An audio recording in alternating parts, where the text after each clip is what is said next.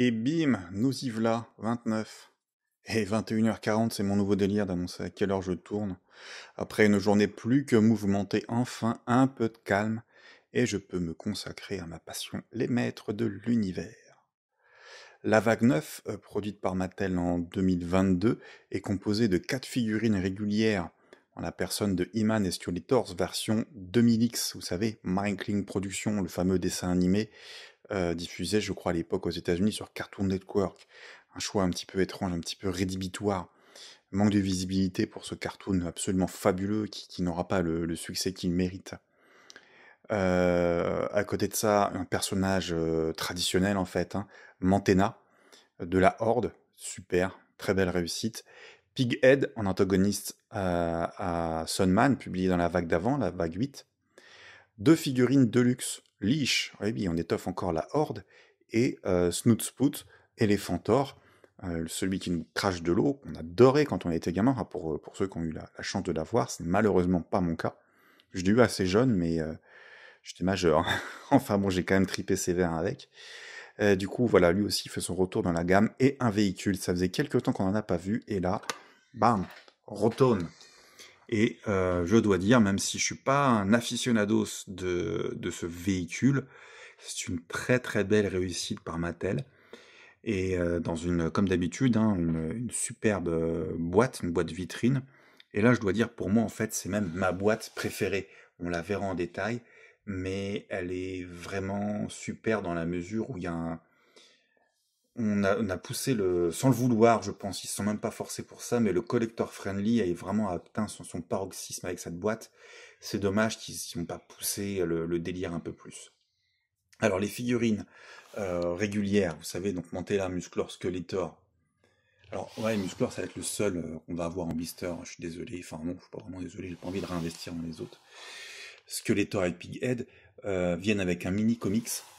Du coup, bah moi je l'ai pas en version originale. Mais donc voilà, ici on peut voir les figurines régulières proposées. Et puis Snootspoot et Leash, figurines de luxe. Je ne sais même pas si elles ont été publiées en Europe en fait. Du coup, là on va voir du texte. Et elles ont un seul et même mini-comics, Night of the Leash, donc la nuit de la sangsue. Leash se traduit notamment par sangsue. En fait, je connais pas d'autres traductions, mais il me semble qu'il peut être interprété différemment, ce mot. C'est également le nom de ce personnage, Leash, Lwech, Censor en français, il me semble. Evil Master of Power Sution, espace de traduction là. Figure réalistique to Morph Surface. Alors, Morph Surface, les surfaces lisses.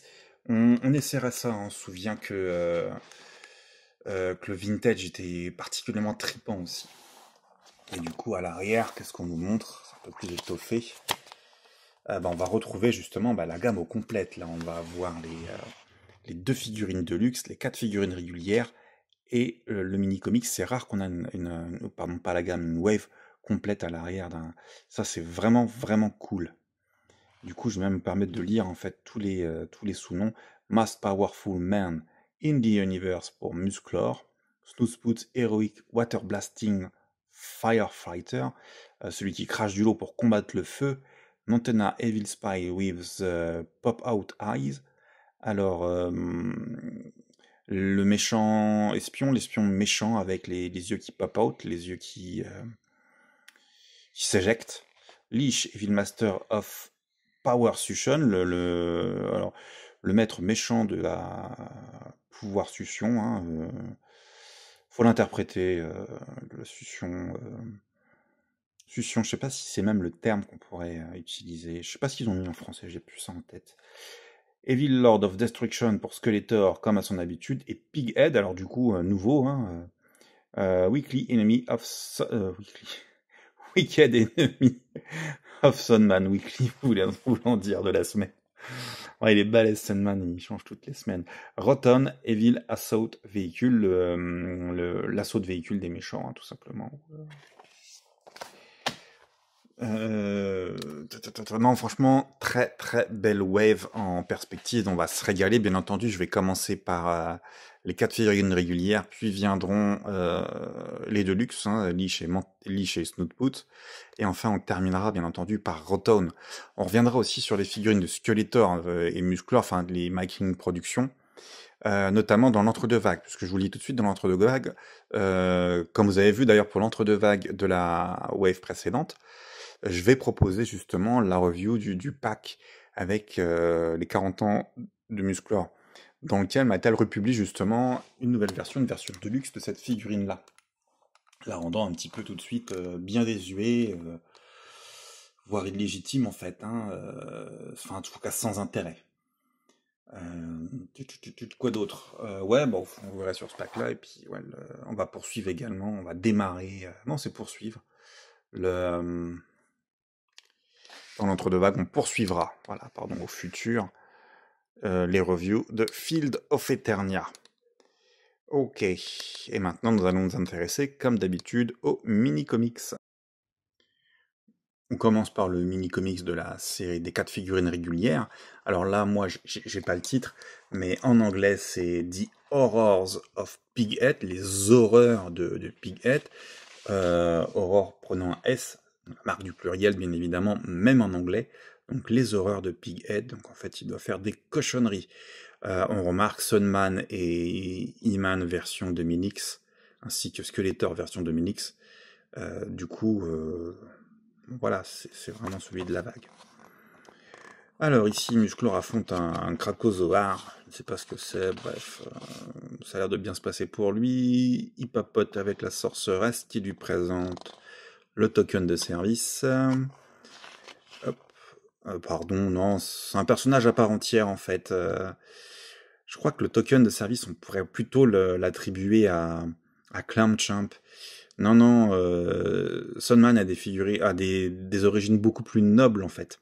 Selon moi, ouais, ça serait intéressant de développer un côté noble pour Sunman, alors que pas pour Clamchamp, qui est juste un guerrier, qui est là pour les quotas en fait, hein.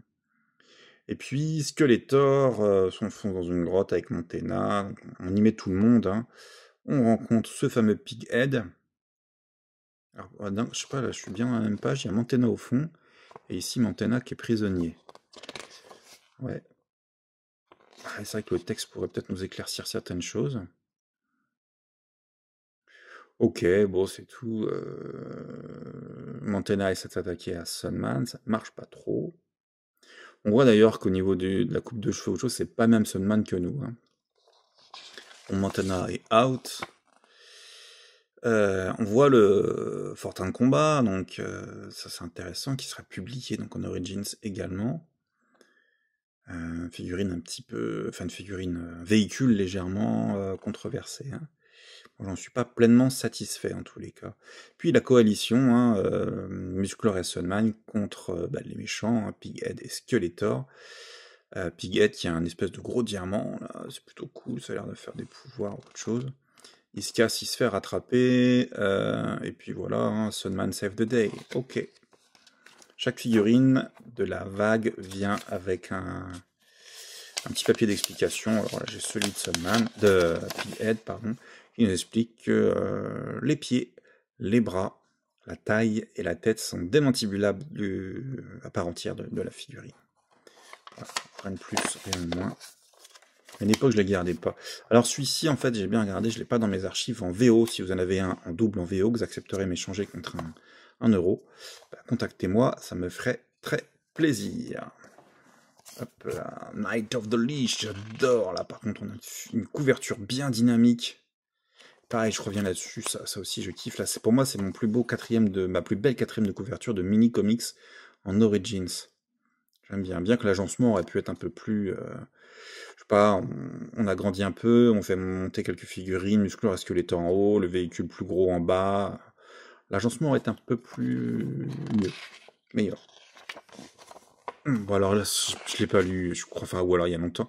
Bref, voyez le feeling, hein. On retrouve des 4 protagonistes, des gentils, si on compte le DAC parmi les gentils, et Musclor est une version régulière, hein. Hop, alors il traîne dans un marais, va donc savoir pourquoi, Musclor se fait power sucé. Et puis Zodak, wait here.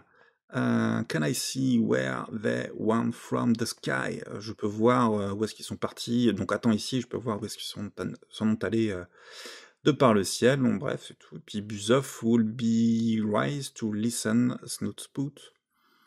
Aurait été avisé d'écouter Snootspoot. Bon bref, on va voir. Je me trompe peut-être, hein, traduction pied levé. Avec plaisir Hordak. Bon, bref, Snootspoot au final c'est lui qui est en prison. Je sais pas trop comment ni pourquoi. Et puis Lich, il sera attaqué à Buzov. En fait, Lich est en train de se taper tout le monde. Un par un, ils sont tous mauvais. En plus, on sait pas comment, mais bref, ils se font avoir. Et puis Snootspoot est redélivré. En fait, là, en tous les cas, il est en liberté. Alors que, si je me trompe pas, ouais, c'est bien lui qui est là à l'arrière. Ouais. Oh. Bien entendu, Slime He-Man, Slime Head He-Man. Ok, ça c'est intéressant, une figurine à faire. Alors moi, ce dont je rêve, ils le feront pas. Vous vous souvenez des Hot Wheels années 80, fin des années 80, qu'on trempait sous l'eau chaude pour changer la couleur. C'était cool. Imaginez donc un Musclor, donc vert, comme ça, qu'on trempe sous l'eau chaude pour redevenir blanc. Donc c'est-à-dire Snootspoot, il le décrasse, comme il va faire en fait dans la page d'après, hein, il me semble.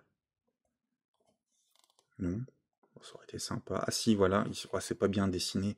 Mais voilà, on le balance de l'eau, puis Musclor redevient blanc. Ça aurait été vraiment cool de développer une figurine comme ça. Dans les années 80, encore plus. Hein. On serait battu pour l'avoir. Mais il coûterait très cher. Ah, c'est dommage de parler de ça au conditionnel. Et là, ouais, c'est pareil. Déjà, un slime limite, ça serait vraiment super. Un truc régulier, bien propre. Pas un bootleg, mais ouais, un truc vraiment super, avec un gimmick là qui change de couleur tout seul. Mais la série Real Ghostbusters l'avait fait également avec des protagonistes. Bon, bref, hein, ils arrivent à se débarrasser. Donc Snootspoot, il nettoie les gars, il n'y a pas que Musclor. Et puis, bon, après, voilà, hein, il gagne. Non, très bon mini-comics. Hop là. Et ici, c'était lequel? Eh ben, c'est Snootspoot. On peut noter aussi que les accessoires n'apparaissent pas, hein, puisque ils auraient pu mettre l'autre tête également, parce que Snootspoot, on le verra bien avec une tête supplémentaire, ce qui est plutôt cool, une tête inspirée du dessin animé, longtemps avant la cartoon, la wave, les vagues cartoon en fait. Voilà, chers amis, merci d'avoir regardé cette vidéo de présentation de la 9e vague, Master of the Universe Origins. On se retrouve très bientôt avec Musclor, hein, bien entendu, c'est lui qui va s'y coller, pour faire du figurine par figurine. Hein. Donc on part sur 4, 5, 6, 7 vidéos dans cette vague. Allez, bonne soirée à vous.